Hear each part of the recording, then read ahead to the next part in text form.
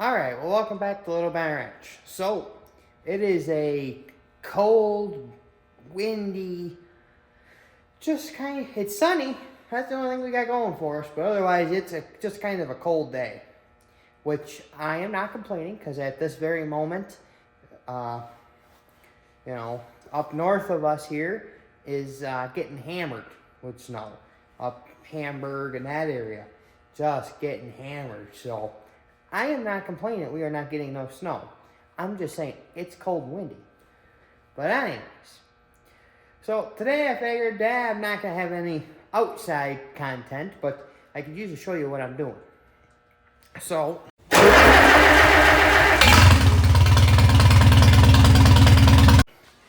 what I'm doing is, it looks very exciting, don't it? Can anybody guess what this would be for? Okay, so this was I think it was a 4. Yeah, looks like a 4. It was a 4x8, little tractor supply trailer, one of them. We use these for four-wheeler wagons a lot. But this one I shortened up to make it for maple syrup. Okay, so that way we have a 100-gallon tank. And we used it on, we have a 5x8 one of these also last year. And it wasn't too bad, just as a hair on the long side up through the woods. So we had this old 4x8 that the floor was pretty much rotten. She was not in great shape. So I cut the frame and just shortened it up. It's not pretty how I did it, but it worked. You can see I just welded her and bolted her back together with another piece of angle iron. But it all works. So what I'm doing right now is I just welded a little jack on here. And from what I've measured, from when that jack's all the way up to how high the ball is on the back of a four-wheeler, that should be good. That jack shouldn't hit the ground. Too bad, at least. And I also am putting fenders on it because the fenders were pretty much ready to fall off earlier. So I just took and bolted a piece of tubing in there, bolted it all together, tack welded her in right there. It's not pretty, but that's the whole trailer frame giving. But that's not the fender I just put on giving that bad. But I need to do that same thing to this side. And then I'll take it down and Dad will actually put a floor in it. He was talking about putting some, I think he was going to do larch, I guess, was what his plan was. But I don't know. You'll stay tuned for this and you'll see this on his channel for sure. Sawdust and Sap. But, so that's what I'm doing over here. This is in here just because I leave a four-wheeler up here, and I obviously had it out. It's drip off. I love this time of year. But, so the WC's in here, and it's in here for nothing big. We did, pictures a while back with some snow on them, and the tractor got completely covered in snow, and I wanted to bring it in here, let it drip off, let it warm up, whatever. And there was a couple little things I needed to do before it sat for the winter. The fuel bowl was pretty much 3/4 full of water and snot in the bottom. So I got that cleaned out, which was nothing big. I actually have never had, that was the first time I had the fuel bowl off this tractor. This one's been a really good tractor for me. And then the other thing was, they should both still work. Yep, I got both headlights working now. They have a little fuse on the back side for that switch. Little glass bus fuse, and it was blown. So I went and grabbed one of them, slid it in, and it was the other side. The headlight, this headlight came on, this one didn't, so I popped the lens out of it, and the bulb was actually corroded. So I cleaned her up, put a little dielectric grease on it. Should be good for lifetime now, till the bulb blows pretty much. Or something else I did. Oh, I put it on charge. 6 volt, starting in the cold. Only started twice, and then she was dead, so. Because they didn't run her long enough to let the 6 volt charge back up, and they don't charge fast. If you know, you know with 6 volt. But it's all, on this tractor, it's all still original. So it's hard to take any of it apart when it all still works, you know what I mean? And it's got a little, well, not little, just a normal 6 volt battery in that battery box back there. This one's a pretty good tractor, it really is, my WC. But, yeah, I figured I needed to do a refresher of what I'm doing in the shop, I guess. I still got these D17s over here. I haven't really worked on these since the last video you saw. I mean, the motor, torque tube, and then the transmission.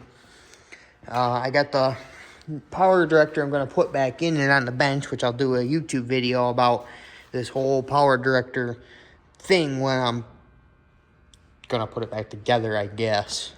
But still got to clean up that gasket surface. I didn't do that either. Like Trust the Rust always says, I guess I should say.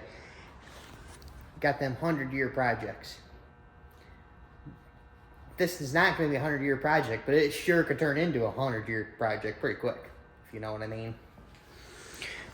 But other than that, this is in here. This is a good friend from, actually one of Dad's good friends. The injection pump, as you can tell by the floor, is leaking. So we got to put a seal kit in the pump. Dad was going to be looking into that at some point to see what we needed to order for it for this pump. But, yeah, so that's why that's in here. But other than that, I mean, let's take a look outside. And you see, it looks like a really nice day, don't it? I don't know, you probably can hear it in the microphone of the camera. It is windy. And it is cold windy. But we didn't get any snow yet. We got a little bit last night, but obviously nothing serious. So it pretty much all blew away today. But I'm pretty sure the high for today was only like 22, 23 for my area here. So it's a quite cold day, I guess you could say. But I better get back to the maple syrup wagon here. Because, you know, I mean, it's already, what's today? Today is the 12th of December. So, 12th of December, I mean, I think last year, if I'm correct, I think we started doing maple syruping the last weekend of January. So it's going to be here. I mean, if that's how it is, it's 6 weeks away and we're going to be doing maple syrup. So I could usually get this done. I probably should have done this at some earlier point than, last minute. But you can't ever do anything but last minute, right? But anyways, so I'm going to get that fender put on. And then this thing is pretty much done of what I'm going to do. Dad was talking about it today. I said we need to build something up, for like a little wall catch-all so that way when you're riding up, which we don't have to go too far on the road, but you're still on the road and you go slow, but no matter what, the four-wheeler tires still kick stuff up on your deck, on the tank, and the cleaner you can keep everything, the better off you are for doing maple syrup. So that's what he was already talking about, how he's going to 45 and build up a little wall out of some of his own lumber or something. We all have a saying for his lumber. And make sure when you go check out his channel of Sawdust and Sap, make sure you tell him that I said this, okay? We call his lumber Thick and Thin Lumber Company. Because the same board is thick and thin in a lot of different spots. So it's thick and thin. Just saying. But when you go check him out, make sure you say that, alright? Alright, so I got her done. I got the other fender on, and I got her hooked to the one Honda Rancher.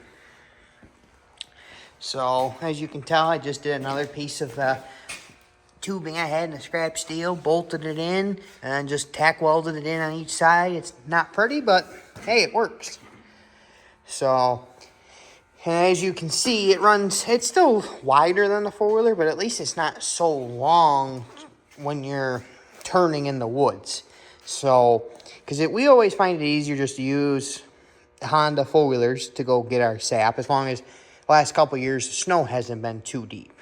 So if the snow, like so far the beginning of this winter has been, if the snow gets that deep, well, then we're probably going to be using a tractor with chains. But other than that, we always like to try to use the four-wheelers because they're just so fast to get on and off. And they, you lock the brake on, and they just sit there.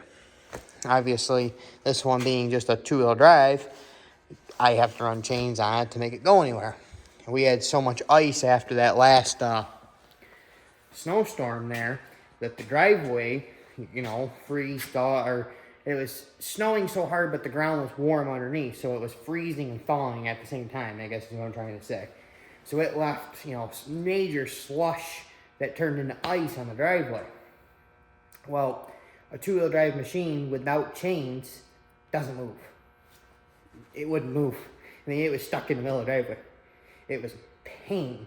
So after that, brought it up here and put chains on it instantly, because it's a pain when something just won't move. I'm running chains on the back of the Pioneer right now, because it was getting to the point where it was getting stuck everywhere without chains.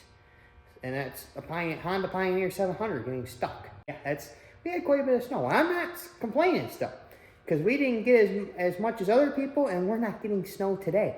I mean, you can see the sun peeking in through the windows. Yeah, I mean, it is cold, but at least it's not snowing, so. But that about wrap this video up. I got this done, so Dad can be working on filling it in for the sap tank to sit on. Works out real well. We have the sap tank there, and then we can back it right up to, we have a bulk milk tank, which is about a 300-gallon tank. So we dump a 100-gallon portable or trailer tank, is what I guess I'm trying to say, into that milk tank, and then that's gravity fed into the sugar shack. So that works out pretty well. So, but yeah, I guess I'm gonna call this one it. Please like, comment, subscribe to the channel. Go check out Dad's channel, Sawdust and Sap. Make sure you tell him that Thick and Thin Lumber sent you. All right, I'll catch you next one.